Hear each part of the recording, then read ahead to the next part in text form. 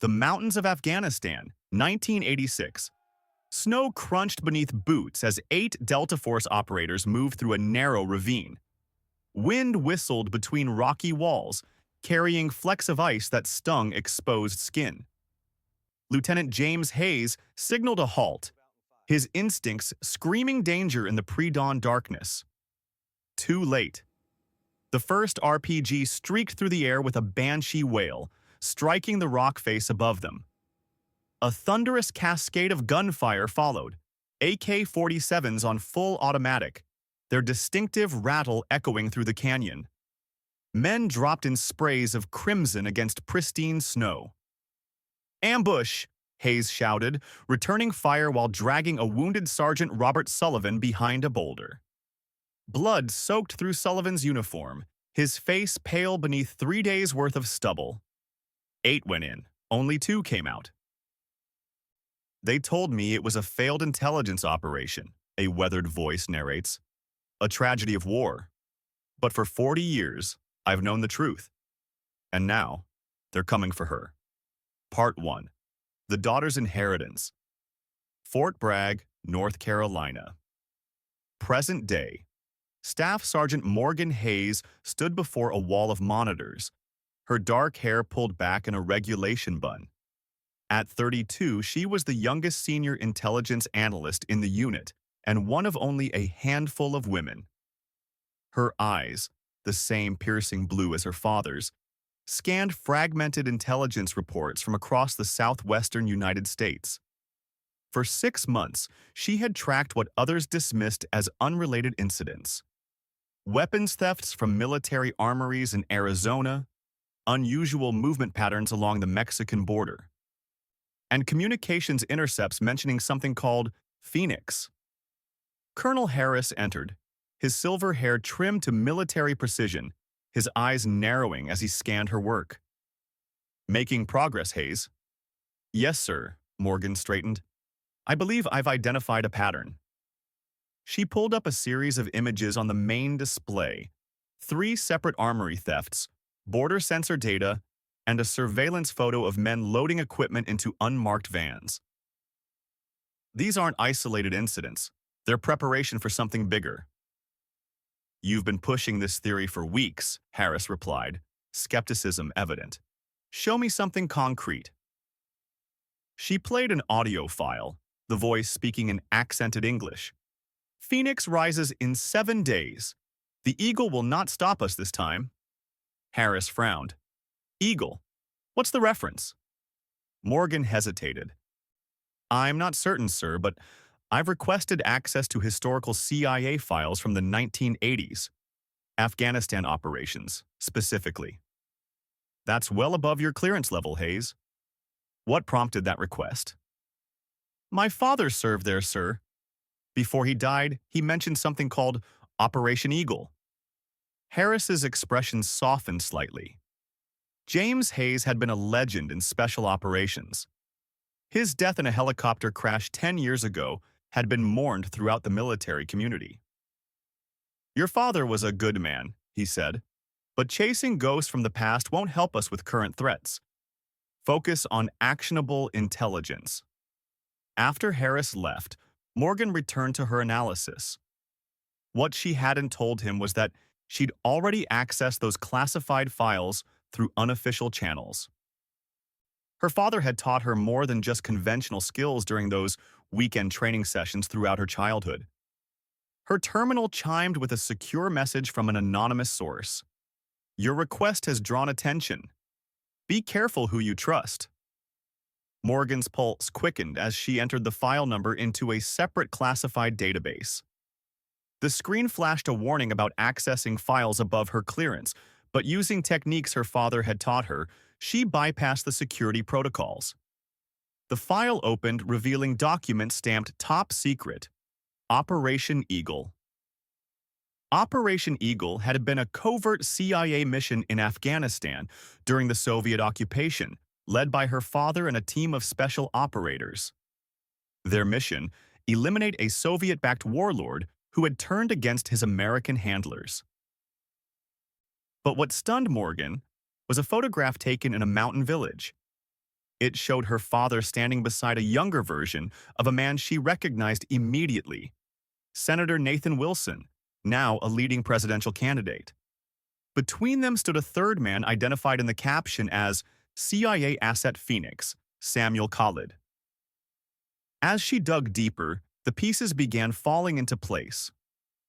Khalid had been a CIA asset during the Soviet-Afghan War, trained and armed by American forces. But Operation Eagle had apparently gone wrong. Something catastrophic had happened, but the details were redacted. That night, as Morgan drove home to her small apartment off base, her phone rang. Unknown number. "Hayes," she answered cautiously. "You need to stop digging." The voice was male, elderly, rough with age and a lifetime of cigarettes. "Who is this?" "Someone who knew your father. Someone who knows what you're looking for." Morgan tensed. "How did you get this number?" "The same way you got those files." A bitter laugh crackled through the line. "Listen carefully, Morgan. Operation Eagle didn't end in 1986. It never ended. And now the same people who killed your father are coming for you. My father died in a helicopter crash." "Is that what they told you?" Ask yourself why a man who survived countless combat missions would suddenly die in a training accident. Your father was murdered because he discovered the truth about Phoenix. "Who are you?" Morgan demanded, her heart pounding. "My name is Robert Sullivan. Your father called me Bull. We served together in Delta Force, in Eagle and after. If you want to know the truth, come to Ray's Diner off Highway 87 tomorrow at 0700. Come alone." The line went dead. Morgan sat motionless, her mind racing. Robert Bull Sullivan was a name she recognized. Her father had mentioned him in stories, but the implication that her father had been murdered rather than killed in an accident was almost too much to process. She spent the night reviewing the files and preparing for the meeting. If this was a trap, she would be ready. Ray's Diner bustled with the morning crowd, mostly military from nearby Fort Bragg, their unit patches and faded photographs of soldiers from conflicts spanning decades adorning the walls. Morgan arrived 30 minutes early, parking where she could observe the entrance. At exactly 0700, a man entered, moving with the deliberate care of someone managing old injuries. But his posture remained military straight despite his apparent age. He wore faded jeans, a plaid shirt, and a baseball cap with the Special Forces insignia. She estimated he was in his late 60s. She watched him scan the diner with practiced efficiency, evaluating threats before taking a corner booth with his back to the wall. "Robert Sullivan," she said, sliding into the seat across from him. The old soldier looked up, his weathered face creasing into a frown. "Christ, you look just like him." "Same eyes." He gestured to the seat. "Sit down before someone notices us." "You said my father was murdered." Sullivan nodded, pouring coffee from the carafe on the table. James was going to expose them. He found evidence that Phoenix, Samuel Khalid, hadn't been terminated as reported. Certain people within our government had maintained contact with Khalid for decades, funneling him intelligence, weapons, and money. Why? Insurance. Khalid was our man in Afghanistan during the Soviet occupation. When the Soviets withdrew, most CIA assets were abandoned. But Khalid was different. He had dirt on people in high places, including a young CIA officer named Nathan Wilson. "The senator?" Sullivan's expression darkened. "The same. Back then, Wilson was running operations in Afghanistan, coordinating with the Mujahideen. Your father discovered that Wilson had authorized Khalid to sell Soviet weapons to third parties, skimming millions. When Moscow complained, someone needed to take the fall." "Operation Eagle," Morgan said softly. "Exactly. Our team was sent in, allegedly to eliminate Khalid for turning against his handlers. But it was all a setup. We walked into an ambush. 8 men died that day." His voice cracked slightly. "Your father was wounded, and I barely made it out alive." But my father survived. Yes. And he spent the next 20 years trying to piece together what really happened.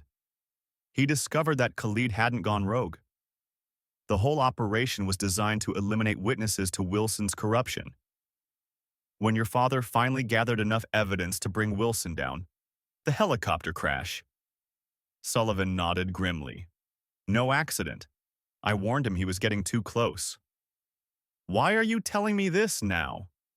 Because history is repeating itself. Khalid is back, operating on American soil under the Phoenix name. And Wilson is poised to become the most powerful man in the world. Morgan's phone vibrated with a text message from Colonel Harris. Report to command immediately. Priority assignment. Sullivan frowned when she showed him the message. Be careful. This could be their move to isolate you.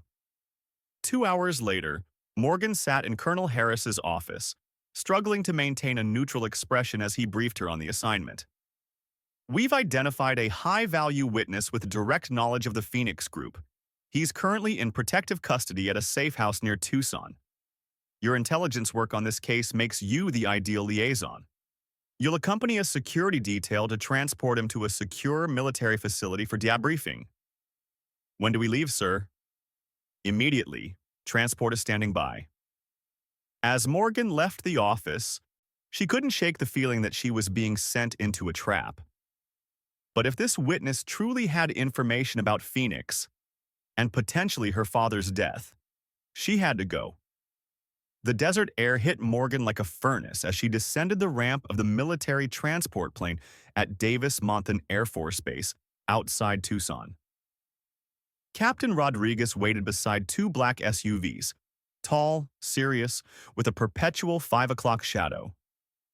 Staff Sergeant Hayes, he greeted her with a professional nod. Been a few years? Yes, sir. Iraq 2019. A flicker of recognition crossed his face. The intelligence assessment that saved those Rangers. That was your work. The team assembled, 4 soldiers standing at attention beside the vehicles. As they drove toward the temporary command post, Morgan was surprised to see a familiar figure waiting in the briefing room. Robert Sullivan stood as they entered, now dressed in desert camouflage utilities with no rank insignia. Staff Sergeant Hayes, this is Mr. Sullivan, Rodriguez introduced them formally. Former Delta Force operator, now civilian consultant. He has unique insight into our witness and the Phoenix organization. Sullivan nodded, maintaining the pretense that they were meeting for the first time. The witness? Morgan prompted. Amir Nasir, Sullivan answered. Former lieutenant to Samuel Khalid. Served with him in Afghanistan during the Soviet occupation and maintained connections for decades after. 3 weeks ago, he contacted the CIA seeking asylum in exchange for information about Phoenix activities on U.S. soil. Rodriguez unfolded a map on the table. The safe house is approximately 50 miles northwest in the mountains, isolated, defensible, with multiple evacuation routes. The plan is simple. We extract Nasir at dawn, transport him to Fort Huachuca for debriefing. Why not conduct the debriefing at the safe house? Morgan asked. Moving him increases risk. Orders from above, Rodriguez replied, though his expression suggested he shared her concern. After reviewing the route, Morgan identified a vulnerability, a section where the highway passed through a narrow canyon with steep walls on either side. The perfect spot for an ambush. She immediately took her concerns to Rodriguez. Sir, this position offers too many advantages to anyone with hostile intent. Rodriguez showed her a classified satellite image of the canyon area. I've already flagged this. In fact, I requested permission to use an alternate route this afternoon and was denied. Orders came directly from the Pentagon. We are to proceed along the primary route. No deviations. Morgan felt a chill that had nothing to do with the air conditioning. That makes no sense, sir, unless someone wants us to be vulnerable at that location, Rodriguez finished, his voice low. Part 2. The Phoenix Trap. Dawn broke over the Arizona desert in a blaze of orange and gold, the beauty belying the tension that gripped the team as they prepared for departure. Morgan checked her gear one final time. Standard issue sidearm, secure communication device, and the small backup weapon her father had given her concealed in an ankle holster. Sullivan approached as she was strapping on her body armor. Last chance to back out. Morgan secured her helmet. Not an option. As the convoy approached the canyon, the tension inside the vehicle was palpable. The road narrowed with steep rock walls rising on either side. Radio communication became spotty, exactly as expected in such terrain. Rodriguez's vehicle proceeded cautiously about 50 meters ahead. Morgan watched it through narrowed eyes, every sense heightened by the imminent danger. The explosion, when it came, was still shocking in its violence. The lead SUV disappeared in a fireball that sent debris flying in all directions. Almost simultaneously, the crack of gunfire erupted from the canyon walls.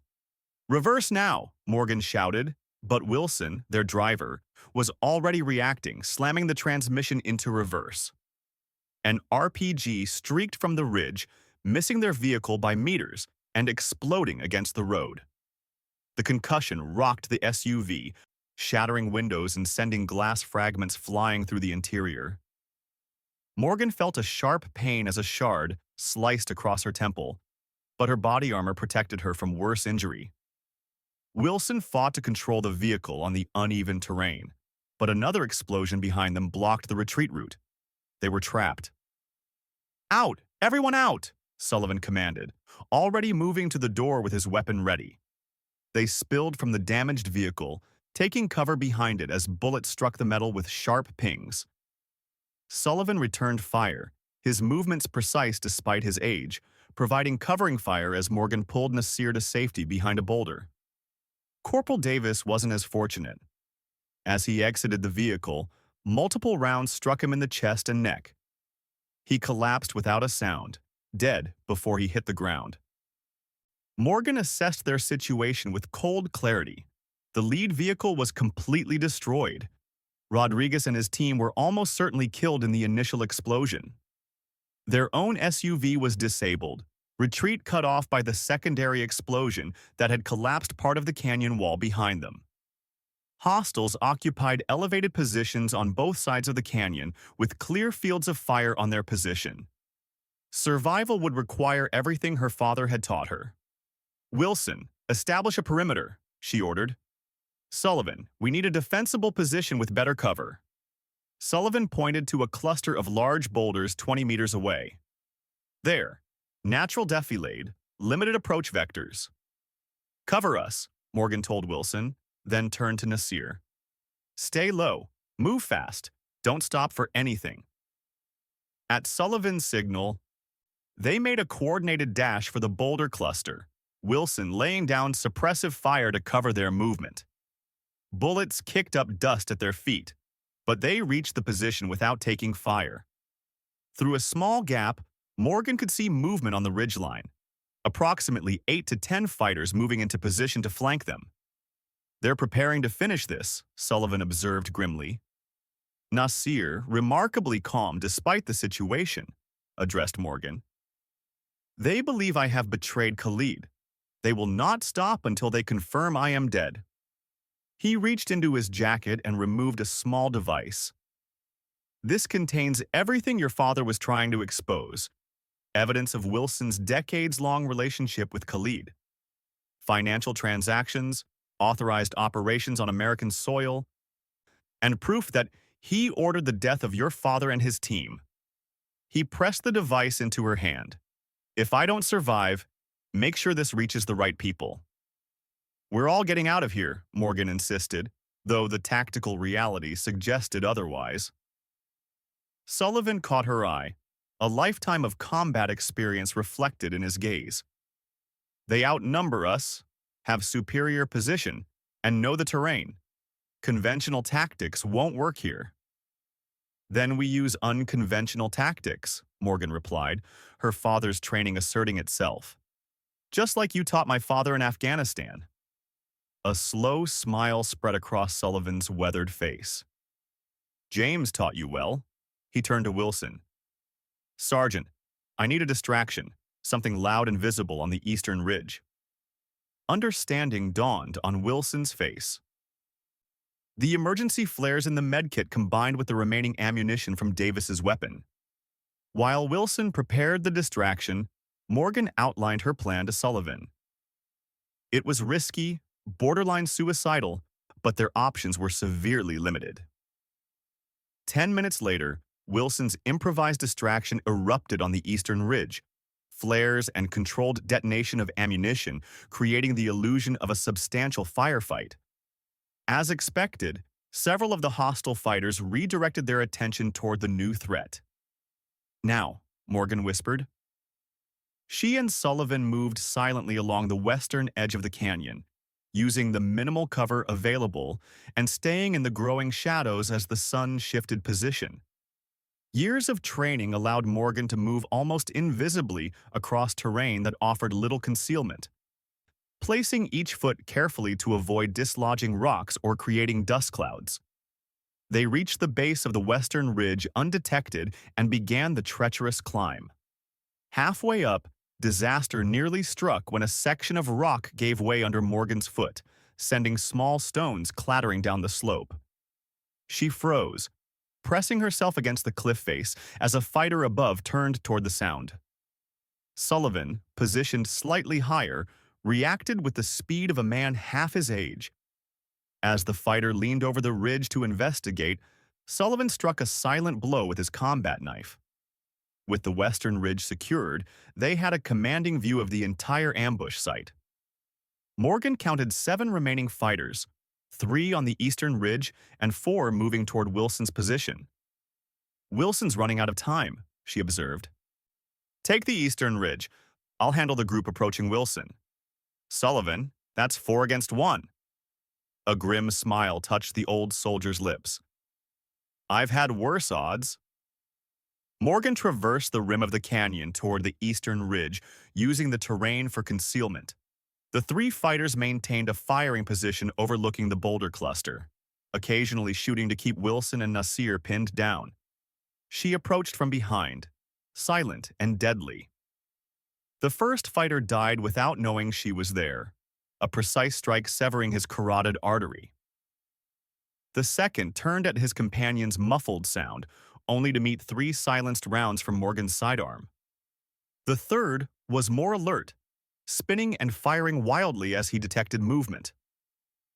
1 round grazed Morgan's arm, burning across her bicep, but her return fire was devastatingly accurate. Within minutes, the ambushers had become the ambushed, their carefully planned attack turned against them by superior tactics and training. That was some serious operator skills, Wilson said as they regrouped. Where did an intelligence analyst learn to fight like that? Family tradition, Morgan replied simply. They found shelter in an abandoned ranger station 10 miles south of the ambush site. The station's simple lock posed no challenge to Morgan's training. Inside, they found basic amenities, emergency supplies, maps of the region, and most importantly, a first aid kit. While Wilson established a security perimeter, Morgan tended to Sullivan's leg wound, an ugly gash where a bullet had torn through his calf muscle. You've done this before, Sullivan observed, watching her work. Dad made sure of it. She finished bandaging the wound. He made me practice on deer carcasses during hunting trips until my sutures were perfect. Your father trained you far beyond what any civilian would need, Nasir commented, watching from across the room. He knew this day might come. Sullivan nodded.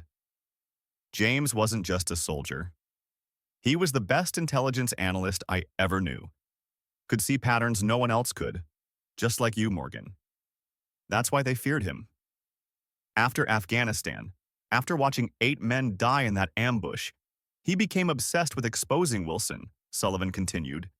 He spent 20 years gathering evidence while training you for the day they'd come after you too. Every weekend shooting session, every survival exercise, every hand-to-hand combat lesson, Morgan realized. He wasn't just bonding with his daughter. He was preparing you, Sullivan confirmed, because he knew they'd never stop hunting him, and eventually they'd come for you. Using a secure satellite phone Sullivan kept hidden in his boot. Old school, not connected to military networks. They contacted Colonel James Mackenzie, retired now, but still connected. He ran a private security firm in Phoenix and had been James Hayes' closest friend. Mackenzie is in, Sullivan reported after the call. He'll meet us with transportation and supplies at a designated point tomorrow morning. Morgan studied the topographical maps covering the region between their position and Phoenix, including detailed layouts of major roads, terrain features, and potential choke points. Nasir, tell us everything you know about Khalid's operation, she said. Nasir leaned forward, his expression grave in the lantern light. Khalid has been planning this for 40 years. A spectacular attack during Senator Wilson's campaign rally in Phoenix. Wilson will appear to be the target, but will emerge unscathed as his security detail eliminates the apparent terrorists. A false flag operation, Wilson said, and Khalid after he serves his purpose. A new identity in a country without extradition and $50 million in an offshore account. The same offer made to me if I eliminated certain problematic elements who questioned Khalid's leadership. Including me, Morgan concluded. Especially you, Sergeant Hayes. Your analysis was getting dangerously close to uncovering the connection. Part 3. Ghost of the Father. The private security firm Mackenzie operated from a spacious ranch-style home in an upscale Scottsdale neighborhood. The 3-car garage had been transformed into an operations center with communications equipment, weapons, tactical gear, and multiple displays showing surveillance feeds and building schematics. Mackenzie himself was a tall man with silver hair and the unmistakable bearing of a career military officer. He embraced Sullivan like a brother before turning to Morgan. "Alexandra," he said softly, "you have your father's eyes."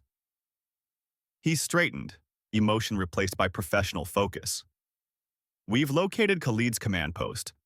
A suite at the Westin Phoenix downtown, 14th floor. Corner suite with line of sight to the convention center where Wilson's rally will take place." Morgan studied the hotel schematics. "Security?" "4 men, all former special forces," Nasir provided. 2 on rotating shifts, so all 4 are never off duty simultaneously. The suite has been modified with additional security measures, motion sensors, signal jammers, and reinforced entry points. Morgan absorbed this information, her analytical mind already formulating approach vectors and contingencies. This was what her father had prepared her for: analyzing security systems, identifying vulnerabilities, and developing penetration strategies. "We need eyes inside," she concluded. "Direct surveillance of the target location before we commit." "Already arranged," Mackenzie said. "We've booked the room directly below Khalid's suite. Sarah Chen will establish surveillance through the ceiling, using passive systems to avoid detection by counter-surveillance equipment." The timeline was tight. According to Nasir, Khalid would arrive the next morning. The operation at the convention center was scheduled for 1500 hours when Wilson would take the stage. They would execute at 1200 hours, early enough to prevent the attack, late enough that Khalid would be fully in place. The remainder of the day was dedicated to intense preparation. Mackenzie and Sullivan finalized the tactical plan.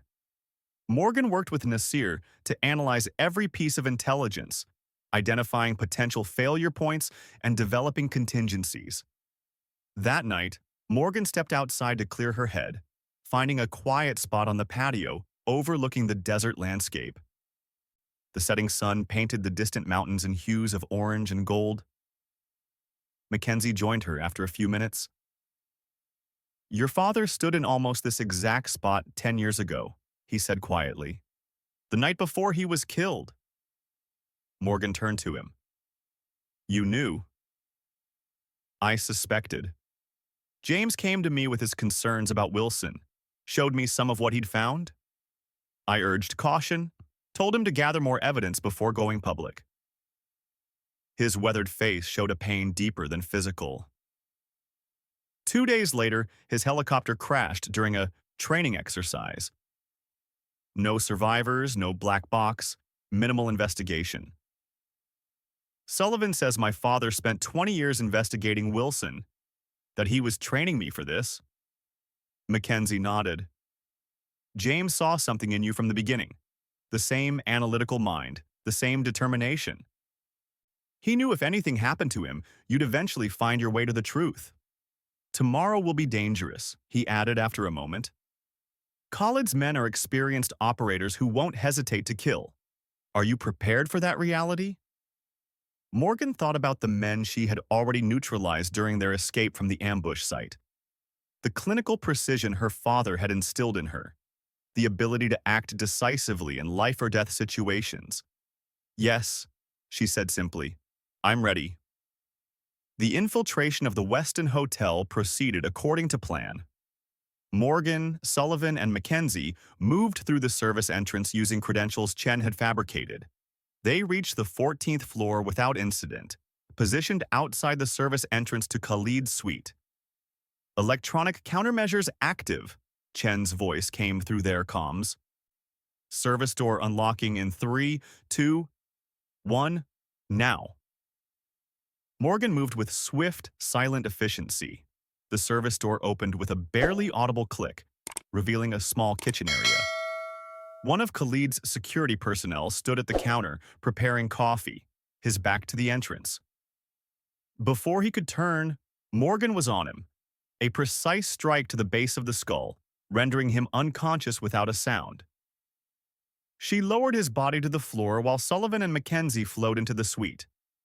The main security guard stationed in the living area reacted immediately upon seeing them, reaching for his weapon. Sullivan fired first, a single suppressed round striking the man in the shoulder joint of his weapon arm. Before he could cry out, Mackenzie subdued him with a chokehold, easing him to the floor. The third security operative emerged from the bathroom, weapon already drawn. Morgan dropped to one knee as he fired, his bullet passing through the space where her head had been a moment before. Mackenzie returned fire, 2 precisely placed shots neutralizing the threat. Only Khalid remained. Morgan approached the bedroom door, positioning herself to the side as Sullivan prepared to breach. At his nod, she turned the handle and pushed the door open. Samuel Khalid sat calmly in an armchair facing the door, as if he had been expecting them. More shocking was the weapon he held, not pointed at them, but at his own temple. I wondered who would come, he said, his accent still noticeable despite decades in America. The Americans, the Russians, my own people. But I never expected you, the daughter of James Hayes. His eyes narrowed. You look just like him. Put the weapon down, Khalid, Morgan ordered, her own pistol trained on him. It's over. Khalid smiled thinly. It was over 40 years ago in Afghanistan when your father discovered the truth. I admired him, you know. He was an honorable man in a dishonorable operation. Wait, Morgan said, recognizing the resolve in his eyes. You don't have to die. Testify against Wilson. Help us bring him down. You have the evidence, Khalid replied. Nasir gave it to you. My testimony would change nothing. Then why? Sullivan demanded, moving carefully into the room. Why kill yourself when you're so close to everything you wanted? Because Wilson lied, Khalid said simply. The agreement was that no Americans would die at the rally, only the appearance of danger, followed by his security neutralizing my men with non-lethal force. But last night, he changed the plan. His expression hardened.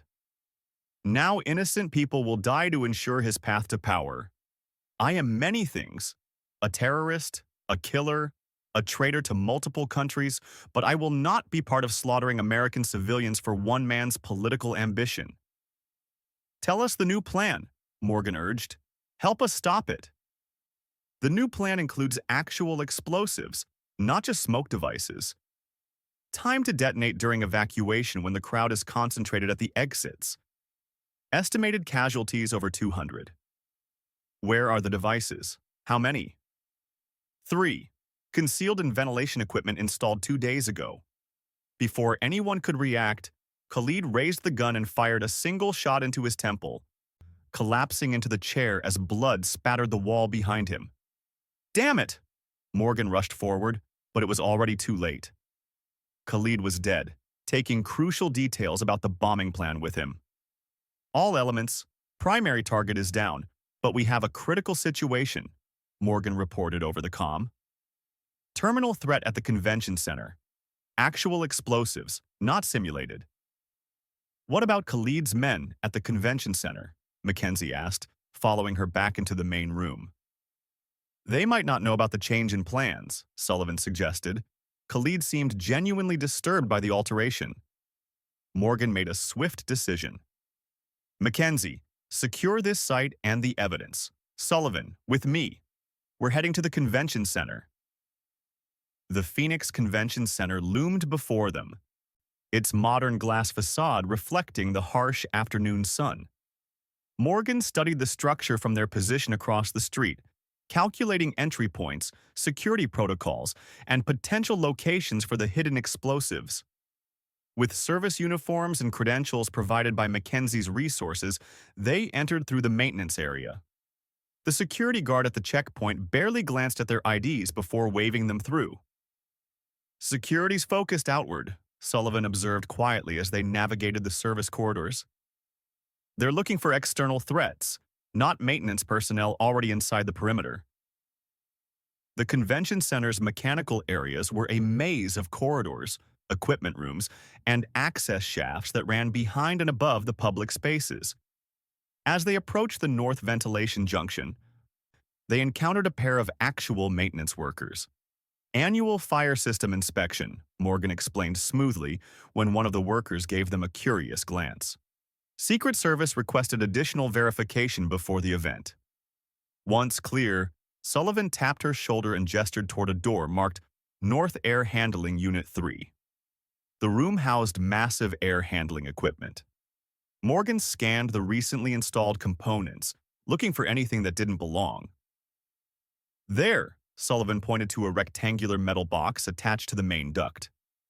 Morgan examined it carefully using a small fiber optic camera. Inside was an improvised explosive device with enough power to collapse the surrounding structure and create deadly shrapnel from the metal ductwork. Military-grade explosives, she noted. Timer mechanism set for 15:45, exactly 30 minutes after Wilson takes the stage. We can't disarm 3 devices in time without risking detonation, Sullivan said. And we can't alert authorities without causing panic that might trigger early detonation. Morgan considered their options. We don't disarm. We delay. If we can access the timing circuits without disturbing the detonators, we can reset them to AO 200 hours, long after the building is empty. Working with practiced precision, Morgan adjusted the timer. The other 2 devices were located and similarly modified. As they exited the West Junction, Morgan checked her watch. 15:17. According to the schedule, Wilson was already on stage, delivering his campaign speech. Through a service window, she caught a glimpse of him, tall and distinguished, his silver hair and confident bearing projecting the presidential image he had carefully cultivated. Nothing in his appearance suggested a man who had orchestrated terrorist attacks and murdered American soldiers to advance his ambitions.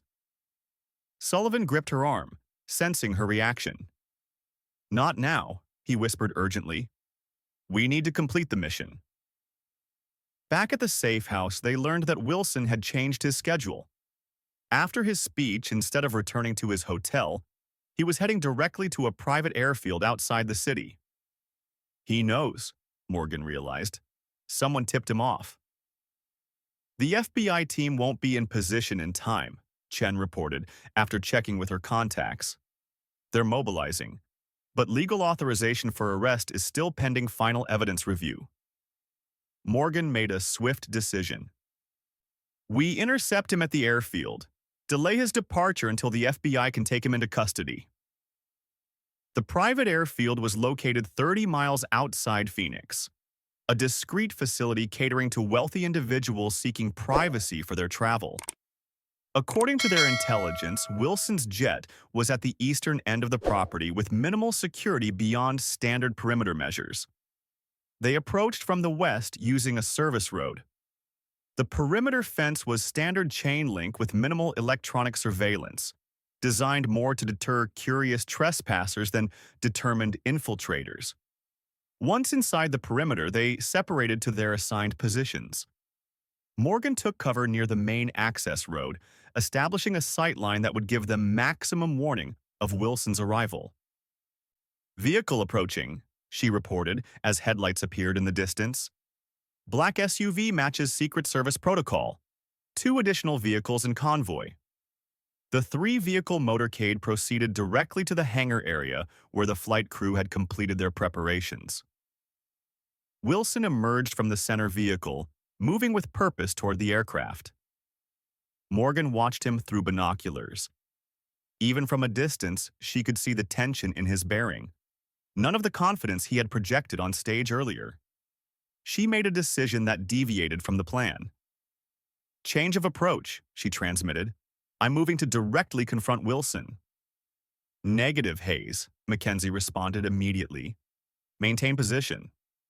He needs to know who stopped him, Morgan replied, already moving toward the hangar. Who exposed him? My father deserves that much.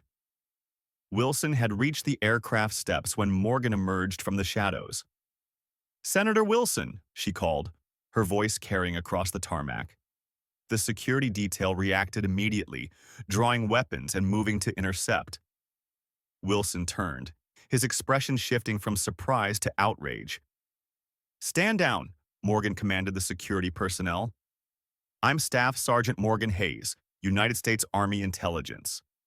I have evidence linking Senator Wilson to terrorism, conspiracy to commit mass murder, and the assassination of American military personnel. The security detail hesitated, uncertain how to respond to someone claiming military authority. Wilson recovered quickly, his political instincts asserting themselves. This woman is delusional, he told his security team. Detain her immediately. They know I'm telling the truth, Morgan continued, standing her ground. They know about Operation Eagle 40 years ago in Afghanistan. They know about your relationship with Samuel Khalid. They know about the real explosives you planted at the convention center today. Wilson's face paled slightly, but he maintained his composure. I don't know what you're talking about. James Hayes, Morgan said, watching Wilson's reaction closely. My father. You had him killed when he discovered your connection to Khalid. Just like you tried to have me killed 3 days ago when my intelligence work got too close to exposing you. Recognition dawned in Wilson's eyes, followed by a calculating coldness. Hayes, he repeated. You survived the convoy incident. It was an admission he would never have made if he believed there was any chance of escaping the consequences. Federal agents are on their way, Morgan informed him. Khalid is dead, but he left behind extensive records of your collaboration. Nasir is in protective custody, prepared to testify. The explosives at the convention center have been neutralized. Wilson's security team looked increasingly uncomfortable, several lowering their weapons. Your father was a problem, Wilson said suddenly, looking directly at Morgan. Just like you. Too stubborn, too righteous, too unwilling to understand the bigger picture. What bigger picture justifies murdering American soldiers? Planning terrorist attacks on American soil? Wilson's expression hardened with conviction. America needs leaders willing to do what's necessary, not politicians who wring their hands about morality while our enemies gain ground. Your father saw everything in black and white, good and evil. The real world doesn't work that way. So you justify treason with pragmatism. I call it patriotism, Wilson countered. The strong do what they must. The weak suffer what they must. That's the natural order. My father understood something you never will, Morgan replied, her voice intense but steady. True strength comes from protecting principles, not abandoning them when convenient. He died defending the America he believed in, not selling it out to become its master. Noble sentiments, Wilson sneered. They make lovely epitaphs. Sullivan and Mackenzie approached from the side of the hangar, providing additional pressure on Wilson and his team. It's over, Senator, Mackenzie announced. Federal agents have the evidence and are en route. The best thing you can do is surrender peacefully. Wilson's expression shifted through a series of calculations, weighing options and probabilities. For a moment, Morgan thought he might order his security team to engage, to fight their way out, despite the overwhelming evidence against him. Instead, he straightened his shoulders and addressed his head of security. Contact my attorney. Tell him to meet me at the federal building in Phoenix. It was a politician's surrender, calculating, designed to project cooperation while preserving options for legal maneuvering. But it was a surrender nonetheless. As if on cue, sirens became audible in the distance. The FBI had moved faster than anticipated, perhaps spurred by Chen's communications. It's done, Sullivan said, appearing beside Morgan as Wilson was led away. We got him. Morgan nodded, feeling the adrenaline that had sustained her for days finally beginning to ebb. He'll fight the charges. With the evidence we provided, the testimony from Nasir, the files from Khalid? Sullivan shook his head. No amount of political influence can overcome that kind of documentation. Your father's name will be cleared, and Wilson will spend the rest of his life in prison. In the days that followed, the Wilson conspiracy dominated every news cycle. The revelation that a presidential candidate had orchestrated terrorist plots on American soil sent shockwaves through the nation's political establishment.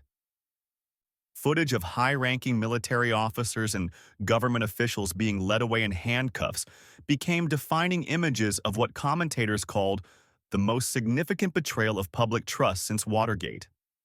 For Morgan, watching these developments from the relative seclusion of Mackenzie's Scottsdale property, the scale of what they had uncovered was still sinking in. What had begun as a personal quest for justice had exposed vulnerabilities in American democracy that would take years to address. Later that night, alone in her room, Morgan opened the small wooden box containing her father's personal effects, the items that had been returned to her after his accident, his watch, his dog tags, a worn photograph of him holding her as a child.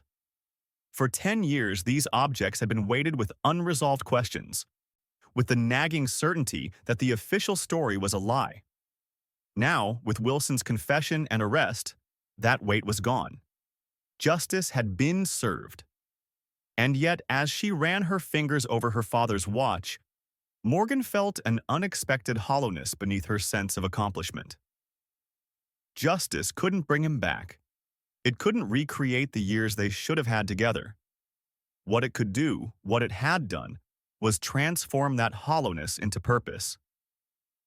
The next morning, she found Mackenzie and Sullivan on the patio, sharing coffee as the sun rose over the desert landscape. I've been thinking, Mackenzie said as she joined them. My company specializes in security operations that fall outside conventional parameters, the kind of work that requires both intelligence analysis and field capabilities.